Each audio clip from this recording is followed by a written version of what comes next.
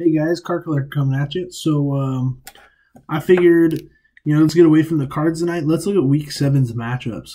I was a little surprised with last night's game. I guess this is Friday night. I'm posting this tomorrow morning, so I guess Thursday night football this week. I was a little surprised. I was watching the game and I really, I expected the Eagles to win it eventually, but man, I was surprised that those Giants were up for a while and then.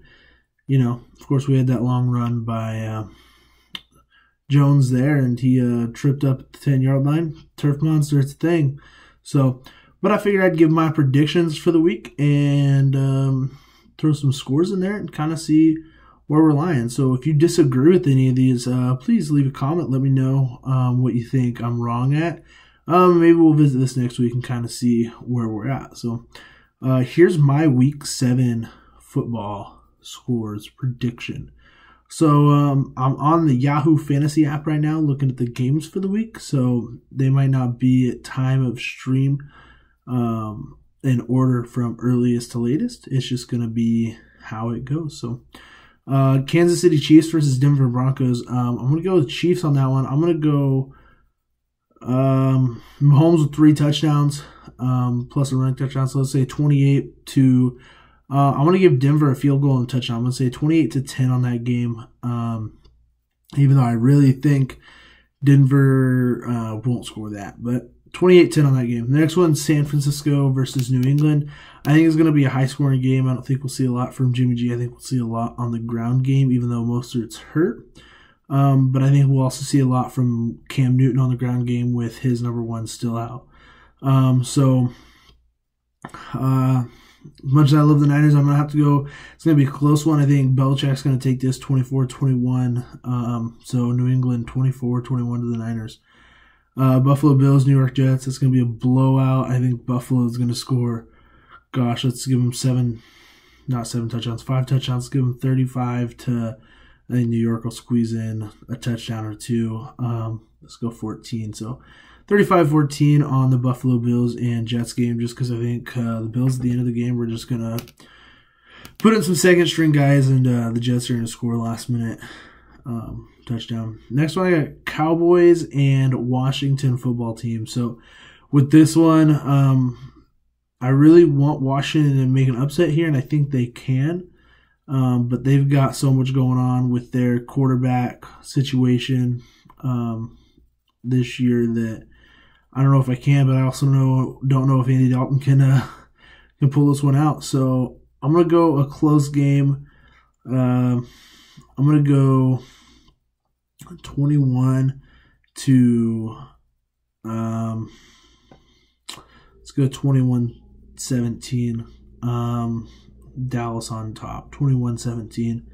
Andy Dalton with 1 touchdown, but I think this is going to be a huge defensive game. But we'll see. Let's see. The next one is Detroit Lions and Atlanta Falcons. Well, I had the Falcons be up by 20 going into the fourth quarter, and they'll lose it by 10. So I think Falcons 20, Detroit 30. 30-20 at the end of that game. Let's go. I got the Browns and the Bengals. I think the Browns are going to take this one in a 14-10 showdown.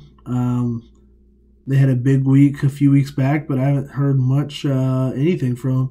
I think the Bengals are starting to get their feet under the ground. I don't think they're going to make a huge impact this season until towards the end. Maybe win a divisional game or two and kind of throw off their division, but we'll see what happens. We got 2 undefeateds. We got Pittsburgh Steelers and Tennessee Titans. Is Derrick Henry going to play? Is he going to play well? That's what this comes down to. I think we're going to have a long game. 2 undefeateds. I think the Steelers fall at the end of this one 28 to probably 24 with Big Ben trying to score last minute. But that's just me. Next one here is Carolina versus New Orleans. I think the Saints take this early. I go 28-7. I don't think the Panthers are going to do much. Texans and Packers. I want to give it to the Packers, but something's telling me that's not right. I'm going to go with Houston on this one, and I'm going to go 24-21 Houston, tied up. Houston kicks the field goal to win the game. Buccaneers and Raiders. Well, Raiders are looking good, and Tom Brady is hot and Tom Brady is cold. Gronk hasn't had a huge impact like he did in New England with Tom Brady. However, I think they've got a better team around them on the defensive side than New England did. But I think the Raiders are going to be somebody to be messed with, so I'm going to actually give the Raiders this one 24-21. Last-minute field goal as well. Let's go. Next, I got the Jaguars and the Chargers. Man, Justin Herbert looks good living here in Oregon. I watched him play for U of O, and he looked good then, and he hasn't slowed down. Most rookie quarterbacks, most second-year quarterbacks will slow down in the league, different kind of thing, but he's playing the way he wants to play. But also the Jaguars, so I'm going to go ahead. And if I remember, and I think Minshew is still starting for the Jaguars last I checked, so this is going to be a Pac-12 showdown that we've seen before. So I'm going to go ahead and give this to the Chargers. Let them run away with this one, 35-14. Just looking at the numbers from Herbert has been crazy. Chicago Bears and Los Angeles Rams. Rams are coming off of a loss to the Niners. Go Niners.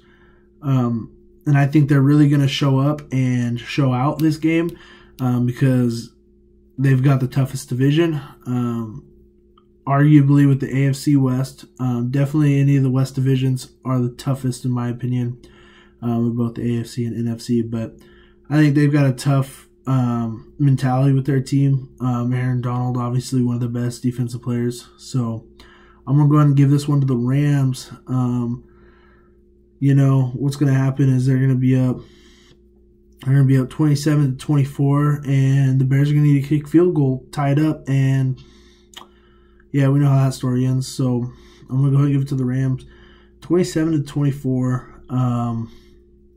Because they have something to prove. But the game to watch this week is definitely going to be Seattle Seahawks and Arizona Cardinals. While I want both teams to lose, that is not an option. Man, I think Seattle's unstoppable, guys. But their defense is not what it used to be. Their offense is something else, though. So I think Russell puts up huge numbers. But I think Kyler Murray puts up huge numbers on the ground too. I think Kyler gets about 80 yards rushing and a touchdown, rushing plus 200 through the air and a touchdown. So I'm gonna have to put Seattle here by 6 points, probably 2 field goals. I think it's gonna be a high scoring affair. I think Pete Carroll is gonna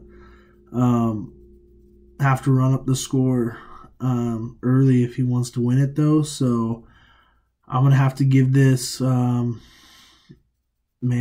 think, honestly, 42-36. I think the Cardinals go for 2 to try to get within a touchdown, and then, they get it. So, guys, that's just my predictions for this week, week 7. I think this is something I'm going to start doing as we go into the next few weeks. So let's go ahead and let me pull up week 8 schedule real quick. Thursday night football. We're going to have, if my phone will load. There we go. Thursday night football this week is the Falcons and the Panthers. So we don't really have Thursday night football this week, guys. Sorry to inform you. It's just been canceled. But I'm going to have to do this one with the Falcons. They're going to run away, I think, with 21 to a 7-point game. I don't think Carolina's going to do much this year or at all, really, except for just stay there and be in Carolina. So I don't think much will happen until the last, half. The Falcons will probably put up 2 touchdowns to go up, 21-7 and maybe that. So Again, those are my predictions for week 7, and that's your Thursday night. I'm going to try to do this every Friday night. Get off work, come record, and load it up and set it to a schedule. So, thanks, guys. As always, go Niners. Take care. Have a good one, guys.